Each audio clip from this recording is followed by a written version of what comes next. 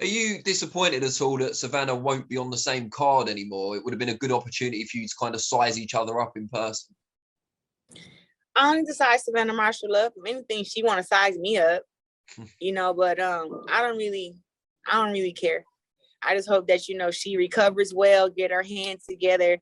And when she heal and when I win and when she wins her next fight, we should be fighting next. And that's all that I really care about. I didn't really care to fight on the same card as her.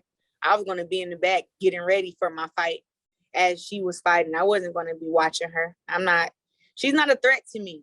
She's not a threat to me. She thinks she is, and her team thinks she is with her punching power or whatever that they say that she possessed. But I've been inside the ring with her before, and I was 17 and she couldn't hurt me. So how's she going to hurt me while I'm 26?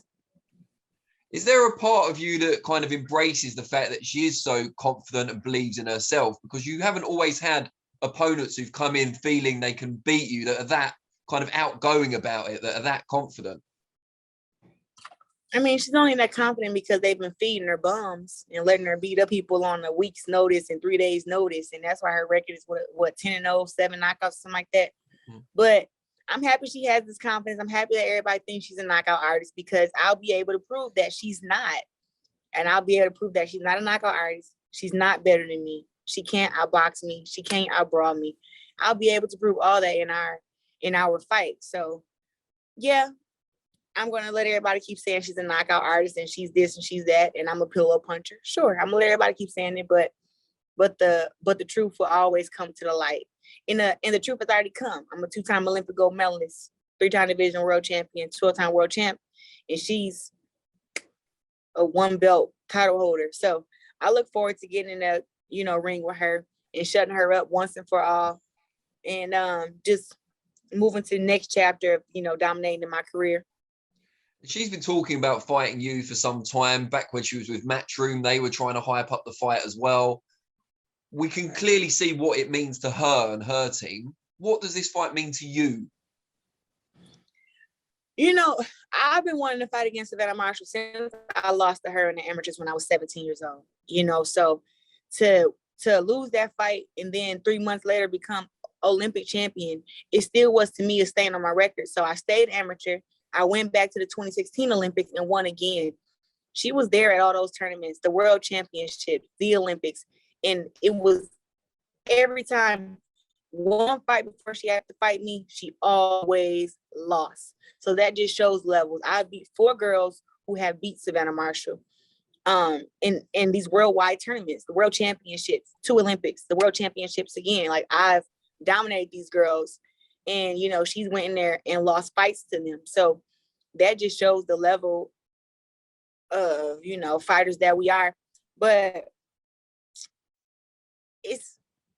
I don't need to fight her to prove that I'm better than her. I already know that. I just really want to fight her because they're trying to say that I've accomplished everything that I've accomplished because she wasn't available, or, you know, she didn't have that opportunity. And it's like, she turned pro before me. She was signed with Mayweather Promotions.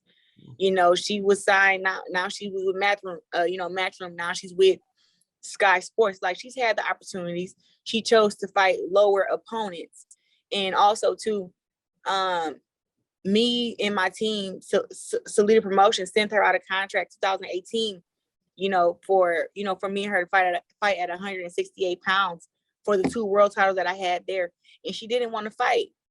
So now that, you know, time has passed, you know, and she's gotten her confidence up, now she's been doing a whole bunch of talking, but it's not like we haven't been wanting to make the fight with her. Like, that's one of the biggest fights up in women's boxing, you know, aside from Katie Taylor versus Amanda Serrano. That's one of the biggest fights. And that's what I want to happen. So we've been pushing. We were in talks with Eddie Hearn when she was with Matchroom. Then all of a sudden, when we got close to a deal with Eddie Hearn, she up and jumped to Sky Sports. So we went to Sky Sports. We're the ones chasing her. She's not chasing us. We were talking with Eddie Hearn to get a fight done, a 2-fight deal. And right when we got close to having it done, she disappears. And now she's at Sky Sports. So we stopped talking to Eddie Hearn and we went directly to, and Box reached out and Sky Sports reached out. So we didn't turn down that conversation. Like, I could be fighting on the zone and working with Matchroom and you know, Eddie Hearn, but no, we said no. If Savannah Marshall isn't on the table, then we don't really have a lot to talk to you about right now. So we decided to talk to Boxer and Sky Sports, and that's how we got the 7-figure deal done.